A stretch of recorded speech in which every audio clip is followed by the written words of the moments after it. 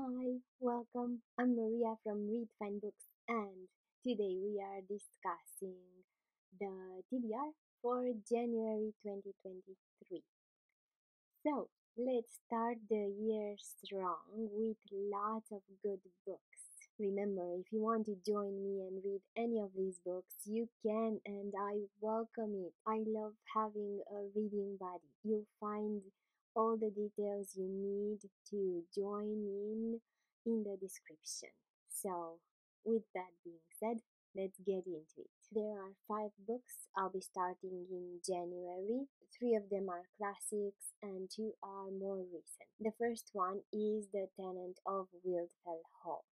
This book by Brontë will be the perfect addition to what I started reading last year: Wuthering Heights, Jane Eyre, Viet. I kind of already went to some of the Brontë sisters' writing, and it was all spectacular.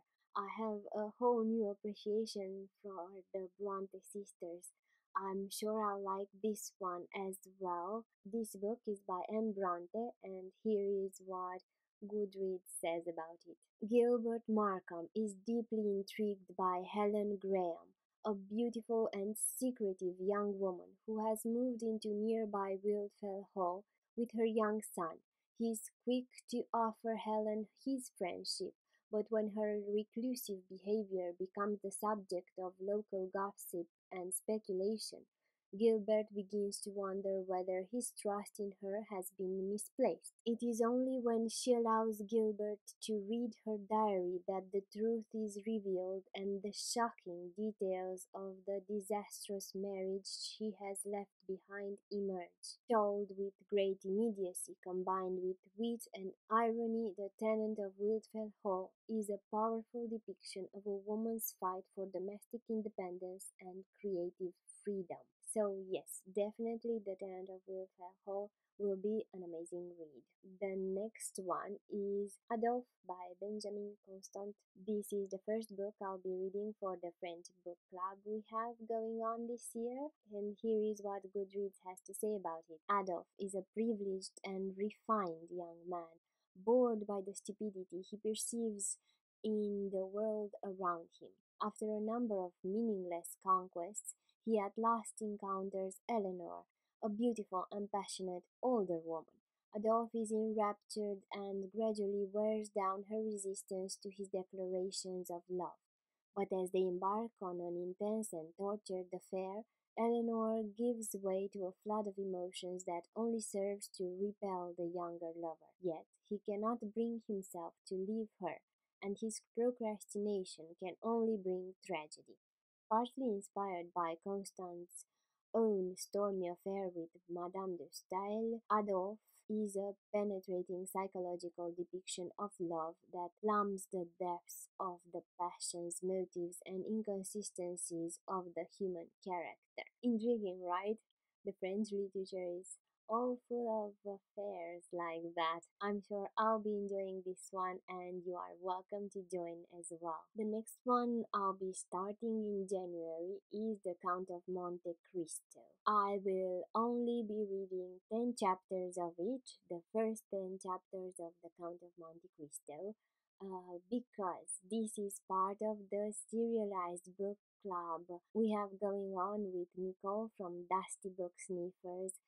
This club is on her Discord channel, and there we'll be reading books according to their initial publishing schedule. So for The Count of Monte Cristo by Alexandre Dumas, we only read 10 chapters in January. This is what Goodreads has to say about The Count of Monte Cristo. Thrown in prison for a crime he has not committed, Edmond Dante is confined to the grim fortress of If.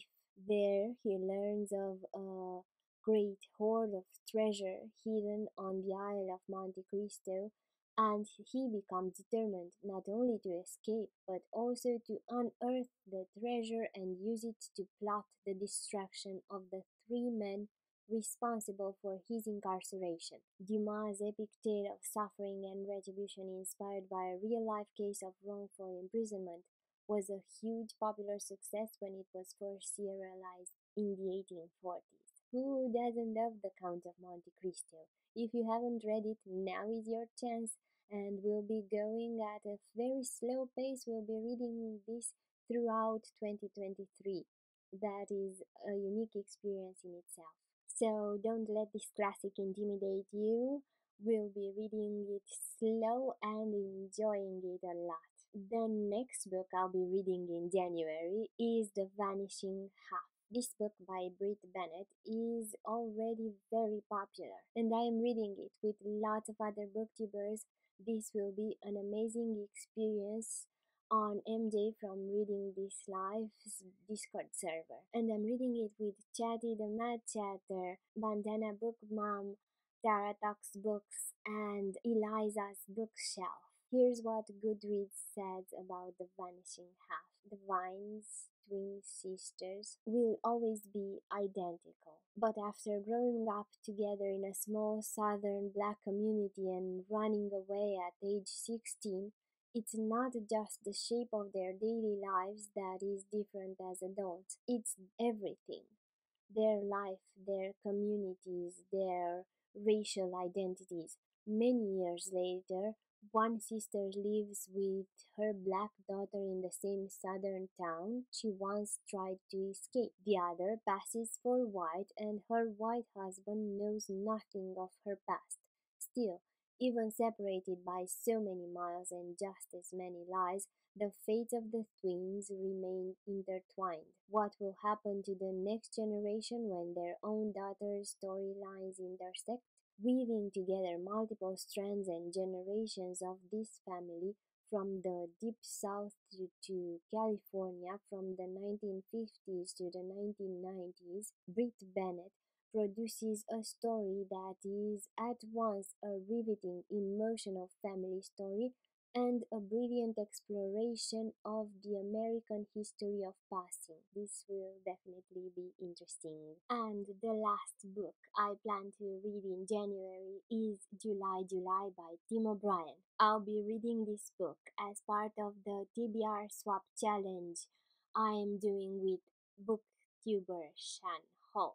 He thought of this challenge and it made me eager to participate because it helps me diversify whatever I'm reading a lot. This book is part of his TBR, and he'll be reading some of the books on my TBR. Here's what Goodreads has to say about it. As he did with In the Lake of the Woods, National Book Award winner Tim O'Brien strikes at the emotional nerve center of our lives with this ambitious, compassionate, and terrifically compelling new novel that tells the remarkable story of the generation molded and defined by the 1960s. At the 30th anniversary of Minnesota's Darton Hall College class of 1969, 10 old friends reassemble for a July weekend of dancing, drinking, flirting, reminiscing, and regretting.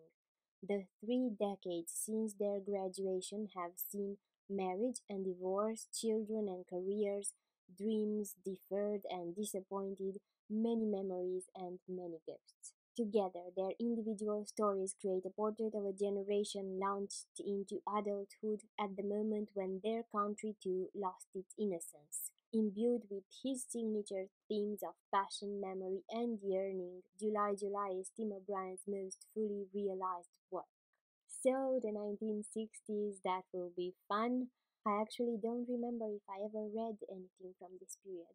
So, yes, out of my comfort zone, definitely. If you want to join me in reading this book as well as any other on my TBR, please find the details in the description. So tell me, how does your TBR for January look like? I'm curious to know. Post your list of books you plan on reading below and tell me which one you're most excited about. I'm Maria from Read Fine Books. Thank you for watching.